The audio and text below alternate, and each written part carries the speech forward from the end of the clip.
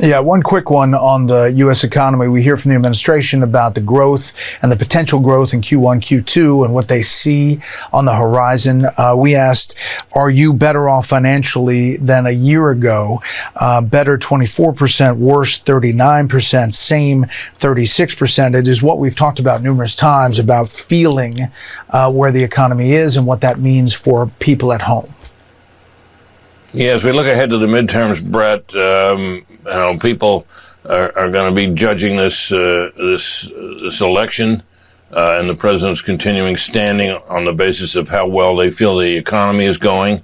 There are signs, and some experts say that we're going to have a booming economy this coming year or this rest of this year, and certainly the administration certainly needs that because while the stock market is high and employment is relatively high, people do not feel good about this economy. This poll suggests that, and they haven't for some time, and it's not so far getting any better for them, which would be very dangerous for the Republicans in the midterm elections. Something just happened on Fox News that has the entire Republican Party in full panic mode.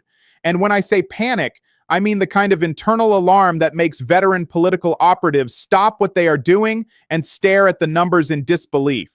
Because the poll that just aired was not from a liberal network, was not from a Democratic pollster, was not from an organization with any reason to make Republicans look bad. This was Fox News, Trump's own media home base, the network that has carried water for this administration through every controversy, every court defeat, every economic stumble. And the numbers they just put on screen are so devastating that even their own anchors could not spin their way out of them. Make sure you're subscribed to The John Brown Show, because what I'm about to walk you through is not just a polling story. This is a structural collapse story. And the data coming in from special elections across the country confirms that what these polls are measuring is very real and accelerating fast. Here is the headline number that stopped Republican strategists cold.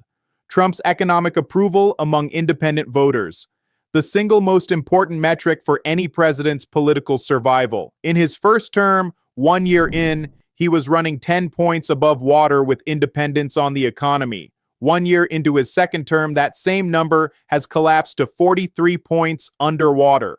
That is a 53-point swing in the wrong direction. Among the exact voters who decide every competitive election in America. Share this video because that number alone tells you everything about where the 2026 midterms are currently heading. 53 points. Think about what that means in practical electoral terms. Independent voters do not split their tickets randomly. They vote their economic reality. They vote what they feel in their grocery bills, their rent payments, their utility costs, their healthcare premiums. And right now, 65% of Americans are telling pollsters directly that this president is not lowering their cost of living. 39% say their financial situation has gotten worse over the past year. Only 24% say they are better off. Those are not numbers a governing party survives a midterm election with. Those are numbers that produce wave elections. And the special election results coming in from across the country are already confirming exactly that. Make sure you're subscribed because what is happening in these special elections is the part of this story that should terrify every Republican holding a competitive congressional seat right now. In a Texas state Senate district that Donald Trump carried by 17 points in the 2024 general election, a Democratic candidate just won a special election by 14 points. Read that again. A district Trump won by 17 just flipped to a Democrat winning by 14. That is a 31-point swing toward Democrats in deep red Texas in a single election cycle in a district that was supposed to be untouchable Republican territory. Republican officials trying to dismiss this result as a quirk of special election dynamics are running into a wall of contradicting data. Because Texas is not isolated. In South Louisiana, Democrats posted a 24-point landslide in a district Trump carried by 13 points just 2 years ago. In state legislative races across the country, Democratic candidates are running an average of 12 points better than the 2024 Democratic baseline. In federal special elections, that margin climbs above 15 points. Think about what 12 to 15 points of Democratic overperformance means when applied to the congressional map heading into November 2026. Share this video because Republican operatives are not hiding their alarm anymore, and what they are saying privately is leaking everywhere. The phrase circulating inside Republican political circles right now is sleepy GOP base. Their own operatives are using those words to describe what they are seeing in turnout data. The enthusiasm that powered Trump's 2024 performance has evaporated. The voters who showed up to deliver him those margins are not showing up for lower-profile races.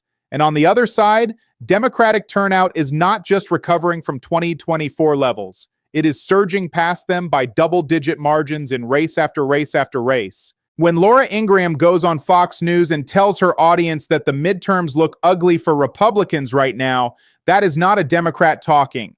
That is a Trump loyalist looking at the same numbers and concluding that something has gone seriously wrong. When Fox News anchors are putting polls on screen showing 53-point swings against the president among independents, the denial option has closed. Make sure you're subscribed because the generic congressional ballot numbers explain why the Senate is suddenly in play in ways nobody predicted 6 months ago. The generic ballot is the broadest measure of national political mood. When voters are asked simply whether they prefer a Democratic or Republican candidate for Congress without naming specific individuals, the answer right now is Democrats by 6 to 12 points, depending on the poll. The upper end of that range is getting into territory political scientists associate with wave elections, the kind of election that produces net gains of 30, 40, 50 seats in the House. And here is the number that is keeping Republican strategists awake at night. The Senate was supposed to be safe. Republicans hold a majority. The map of seats up for election in 2026 was considered favorable to them. 6 months ago, serious analysts were not spending much time discussing Senate control as genuinely competitive. That calculation has changed completely. With Trump running 43 points underwater on the economy among independents, Republican Senate incumbents in states where independent voters make up significant portions of the electorate are suddenly exposed. The margin cushion they counted on from a loyal Trump base showing up automatically has evaporated, and the Democratic enthusiasm surge means their opponents are going to show up with numbers nobody projected. Share this video because the historical comparison to 2017 and 2018 is the context that makes all of this data cohere into a single clear picture. Political analysts who track special elections as leading indicators of midterm performance are drawing direct comparisons to the early Trump first-term cycle. In 2017, Democrats began dramatically outperforming their 2016 Hillary Clinton baseline in special elections across the country. Race after race showed the same pattern. Democratic candidates running 10, 15, 20 points better than the presidential numbers in their districts. Republican operatives dismissed the early results as quirks. Strategists argued special elections were too low turnout to be meaningful predictors. The 2018 midterms produced a net Democratic gain of 40 seats in the House. The early special election data had been accurate. The dismissals had been wrong. The current Democratic overperformance compared to the 2024 Kamala Harris baseline is running at roughly the same magnitude as those 2017 indicators, which means if the historical pattern holds, the 2026 midterms are tracking toward a result that would hand Democrats control of the House and put the Senate genuinely in play. Think about what that means for the final 2 years of Trump's presidency. A Democratic House means subpoena power, oversight hearings with actual teeth, investigations that cannot be blocked by Republican committee chairs. The accountability machinery that has been completely frozen for the past year suddenly becomes operational. Every financial question, every executive power question, every constitutional boundary question becomes live again with a Democratic majority driving the inquiry.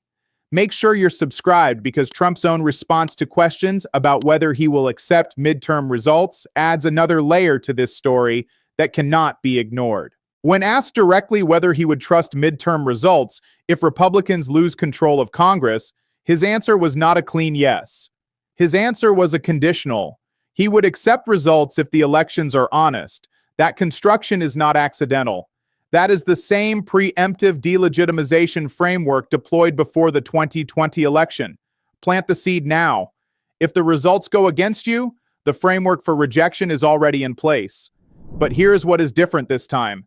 The numbers producing these Democratic overperformances are not coming from urban centers where election integrity questions get raised most aggressively.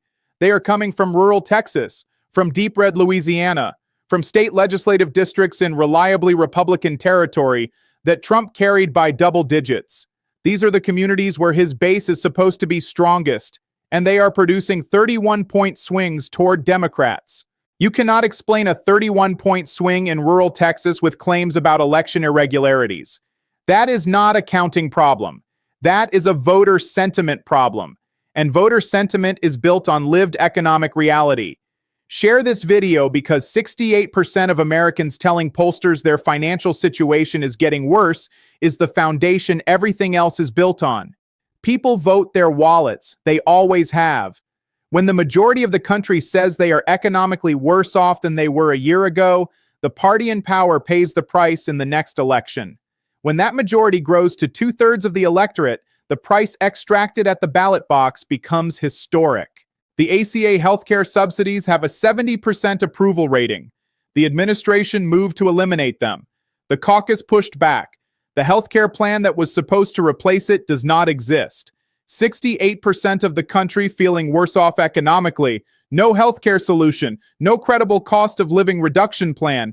Tariff authority stripped by the Supreme Court. Economic growth declining from the previous administration's levels. Republican operatives looking at these numbers are not finding comfort anywhere in the data. Even in the districts they expect to hold, the margins are shrinking dramatically.